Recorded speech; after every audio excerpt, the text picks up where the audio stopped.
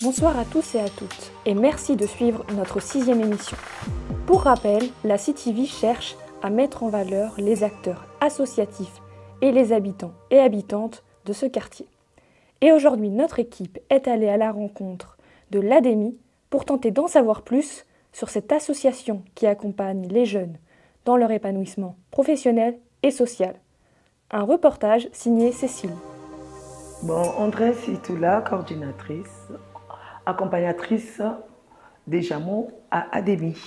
Alors, et moi, c'est Baba Batchi, le président de l'association ADEMI. Voilà. Bon, ADEMI signifie appui au développement économique et mobilité internationale. Alors, c'est une association qui est créée en 2016 ici à Poitiers. Donc, c'est parti donc, de l'idée de nos expériences personnelles que nous avons vécues. Et on s'est dit qu'il y a pas mal de jeunes donc, qui galèrent pour lancer leur entreprise, ou créer une activité ou trouver du travail. Nous aussi, on a vécu ça. Donc, on s'est dit que plus jamais ça. On ne va pas permettre à d'autres jeunes de galérer comme nous, on l'a fait. Donc, on part de l'idée du projet du jeune et on co-construit donc, le projet jusqu'à sa réalisation. La particularité de notre association, c'est qu'on n'est pas limité dans le temps. Voilà. Donc, tout dépendra donc, de l'idée, mais quand même, on accompagne le jeune jusqu'à ce que ce dernier soit satisfait. On a ce qu'on appelle des diamants, des jeunes ayant moins d'opportunités. Donc, on a une trentaine. Et à côté de ça, nous avons des tuteurs accompagnateurs. Parce que chaque jeune qui vient en fait, à ADEMI pour être accompagné, donc on regarde dans notre base de données qu'il y a une vingtaine de tuteurs accompagnateurs. Et ces tuteurs, ce sont les anciens qu'on a eu à accompagner et qui ont eu donc, et qui travaillent ou qui ont créé leur entreprise. Alors, donc, dans le cadre de l'accompagnement, nous sommes en partenariat avec des lycées. Nous recevons des lycéens en stage. Et quand ces lycéens arrivent au sein de ADEMI, ils ont des objectifs de stage. Nous avons mis en place, au cours des tables rondes, un dispositif d'accompagnement personnalisé. Donc, chaque lycéen qui vient, on essaie de parler de ses attentes, de son projet socio-professionnel. Et souvent, on s'est rendu compte que nombreux n'ont pas justement eu l'opportunité de s'attarder sur leur projet professionnel, qu'est-ce qu'ils veulent faire après. Donc du coup, souvent, ça nous amène aussi à faire du soutien à la parentalité. C'est pas facile d'en parler avec les parents n'ont pas la possibilité de comprendre certaines choses, parce qu'il y en a qui arrivent aussi, qui sont presque en décrochage aussi scolaire et qui n'osent pas ou qui savent pas comment le gérer avec les parents. Donc au sein d'ADEMI, nous sommes à l'écoute, c'est bien évidemment anonyme quand le lycéen ne veut pas, mais on tient en compte toutes ces demandes-là dans le cadre de notre accompagnement. On n'a pas de financement de fonctionnement, comme la plupart des associations. On est tous des bénévoles, donc on n'a pas de salariés. Et donc, du coup, on essaie de voir comment est-ce qu'on peut créer quelques postes. Et on espère d'ici quelques mois, voilà, donc il y aura au moins une ou deux personnes, voire même plus, qui seront en fait salariés. Donc, tout ce que l'on fait au niveau financement et autres, donc ce sont des projets que nous déposons. On en dépose au niveau européen avec Erasmus. Donc, si Erasmus valide donc, le projet, si c'est nous qui déposons en tant qu'association coordinatrice de ce projet, on invite nos partenaires pendant une dizaine de jours donc, à Poitiers et on réalise le projet. Moi, je suis Diaka Sissé, je suis bénévole à ADEMI. On accompagne les gens dans leur démarche administrative. On aide aussi les personnes en demande d'asile et à faire leur démarche administrative aussi. Et Anaïs Tajasque, je suis chargée d'action éducative dans l'association Curiose. C'est une association qui est basée à Poitiers, qui est une association d'éducation à la citoyenneté et à la solidarité internationale. Donc on fait essentiellement des animations auprès des jeunes. Notre public principal, c'est 12-25 ans. Dans le cadre de la cité éducative, donc soutenue par la ville de Poitiers. Et il s'agissait de faire un cycle en fait, d'animation avec des jeunes de l'association ADEMI sur ce chapeau citoyenneté pour qu'ensuite les jeunes qui auront participé puissent animer, préparer une petite émission radio sur la thématique. Alors là, dans ce qui nous reste, on a la Norvège, l'Érythrée ou Taïwan. Après, vous avez le droit de dire, peut-être que les autres personnes se sont mal positionnées, il y avait Afghanistan, États-Unis et Colombie. La séance d'aujourd'hui, c'était sur la thématique des médias, donc la liberté des médias dans le monde et comment est-ce qu'on fait la différence entre information et intox ou fake news.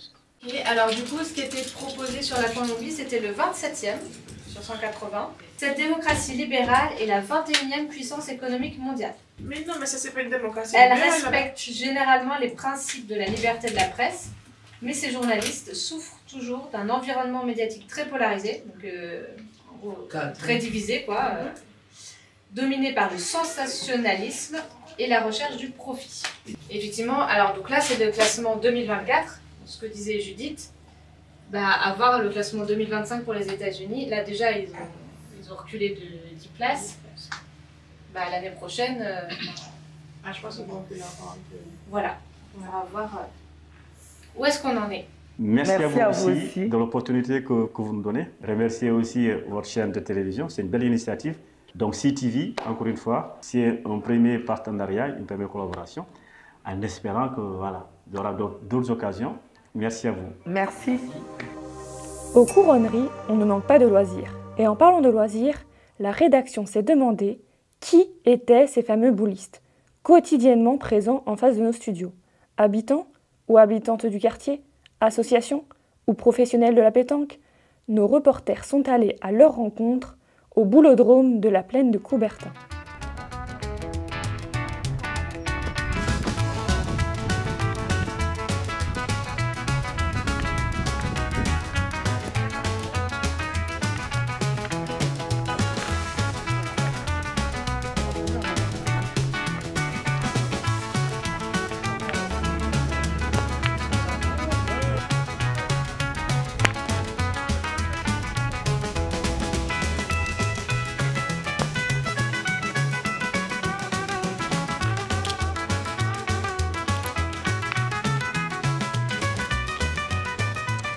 Alors bonjour à vous, est-ce que vous pouvez vous présenter? Bonjour Stéphane. Ça fait longtemps que vous jouez ici sur le terrain? Ouais, régulièrement depuis plusieurs années, oui. C'est une orga, c'est un club C'était à la base une organisation, oui, et puis, enfin une association, pardon. Et ça réunit toujours à peu près les mêmes habitués. Vous arrive de faire un peu des compétitions Ici, non, ici c'est juste de la détente. Oui, bonjour, je m'appelle Claudine et on ne fait pas partie des couronneries, mais on vient jouer tous les jours ici. Moi je suis natif de Lusignan, je suis de Mélusine. On habite à 4 km d'ici. Est-ce que vous pouvez nous parler un petit peu des compétitions Moi je suis très intéressée, mais pas pour l'instant, mais enfin on fait quand même des concours à côté, à droite, à gauche, dans les campagnes. Là on était à Noyer hier, on commence à faire des concours vétérans jusqu'à la fin octobre. C'est en 4 parties. Donc je suis vieille, j'ai plus de 60 ans et je commence à faire des concours, je suis très intéressée, même agencée aussi, dans la Vienne. Hier on était quand même 33 équipes à jouer. Autrement, quand j'avais une licence, moi je faisais des nationaux, j'en ai gagné 4. Un grand national, les grands prix. On est quoi? On est 600 joueurs à peu près. La passion de la pétanque, ça vous est venu vers quel âge? 24 ans, j'ai suivi mon père, parce que mon père c'était un pro. Il a gagné énorme concours, il a gagné au moins 4 challenges de suite. Et c'était très dur parce que je l'ai perdu et c'est pour ça que je voudrais recommencer dans des bonnes conditions pour pas oublier. Parce que pour moi c'était le pilier de la famille et mon frère en fait beaucoup aussi. Mon frère est arbitre sur 5 ans et puis voilà. Puis ma maman, un petit peu aussi. Donc il y a des spécialités peut-être et dans lesquelles vous vous sentirez plus à l'aise Au point. Mon père me disait des fins, un pointeur gagne toujours un tireur. Hier d'ailleurs j'ai gagné 2 parties en pointant sur une boule qu'ils ont fait 5 trous, les gens qui étaient en face de nous, et ils ont perdu. Voilà. D'accord. Je me sens très bien au point. Moins au tir. Faut plus s'entraîner au tir. Il faut être bien dans son corps aussi, dans son esprit aussi. Faut oublier toutes les petites misères qu'on a et puis vraiment être consacré à la pétanque. Voilà.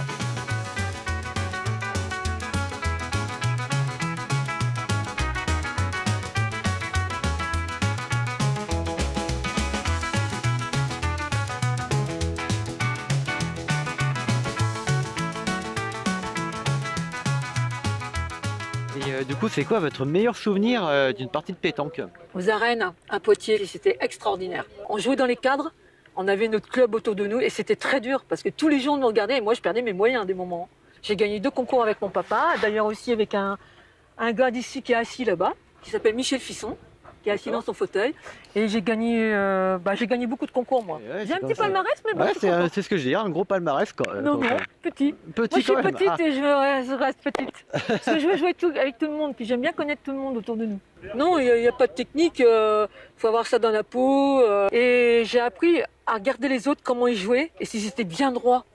Le cercle, quand on jette le bouchon, il faut qu'on soit en face du cercle. Voilà, toujours. Oui, ben moi c'est Giorgio, ça fait à peu près 40 ans que je pratique la pétanque.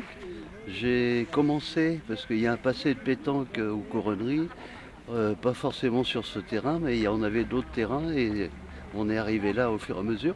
Et donc je me suis mis à la pétanque et maintenant je fais un peu de concours aussi. Et je viens là toutes les semaines, ça me sert d'entraînement pour le week-end, pour aller faire les concours.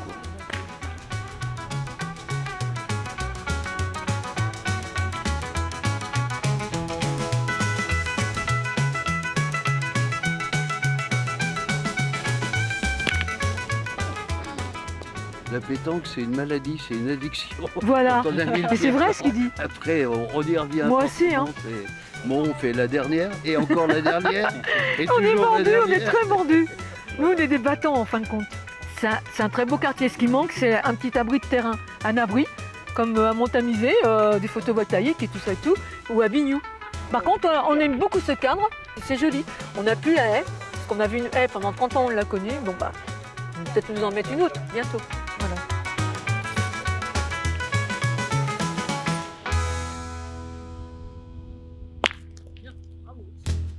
C'est donc depuis des années, dans une ambiance conviviale, voire familiale, que se retrouvent ces passionnés de boules, qui font désormais partie intégrante du décor.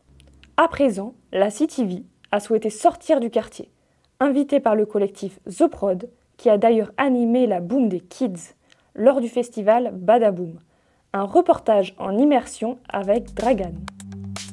Eh bien bonjour, moi c'est Toum, du coup je suis chargée de com du collectif The Prod. Et bien ici on a 1000 m² d'atelier en fait. Ici c'était une ancienne boyauderie qui a été reconstruite en atelier artistique. Effectivement, prenez le temps de visiter. Actuellement il y a une compagnie qui est en résidence chez nous, qui est en train de construire du coup le plancher de son manège. Alors ici on est devant le jardin et on va aller voir Tom du coup. Alors, The Prod, qu'est-ce que c'est? C'est un collectif d'artistes qui a plus de 30 ans sur Poitiers. La particularité de ce lieu, c'est qu'on travaille sur la récup. Voilà, on va détourner des objets issus des poubelles pour en faire des objets d'art. On fait toute une partie aussi accueil des résidences. Donc c'est un peu là où se créent les spectacles. Donc comment ça se passe ici par rapport au financement? Le bâtiment qui appartient à la mairie de Poitiers et qui nous le loue à titre gratuit. Ensuite, en financement, on a quelques subventions et on a une grosse partie d'autofinancement grâce aux événements qu'on fait à l'année. Ici, c'est les archives, donc là où donc ils stockent tout ce qui s'est passé depuis leur début. Là maintenant, on est sur l'atelier menuiserie où ils font par exemple une yourte.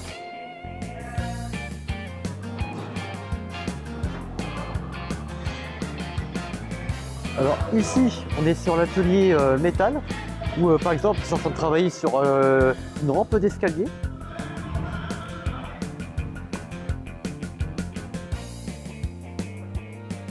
Alors, ici, donc, ce qui se passe, c'est qu'on est sur un atelier où ils font pas mal de petites bricoles. Donc, par exemple, on voit aussi pas mal de lumière, des horloges, par exemple. Là, maintenant, donc, on est sur l'atelier sérigraphie, où là, clairement, ils font pas mal de choses très sympas, donc pas mal de fresques. Là, donc c'est une salle de stockage avec beaucoup, parce qu'ils font beaucoup d'événementiels ici apparemment d'après ce que j'ai compris. Et là, on voit notamment la Régie du son. Bon bah du coup je viens de finir la visite de The Prod. Donc vous pouvez les retrouver à 11 quai d'embarquement à Poitiers et vraiment venez, ça vaut vraiment le coup d'y aller. Un bien chouette lieu en tout cas.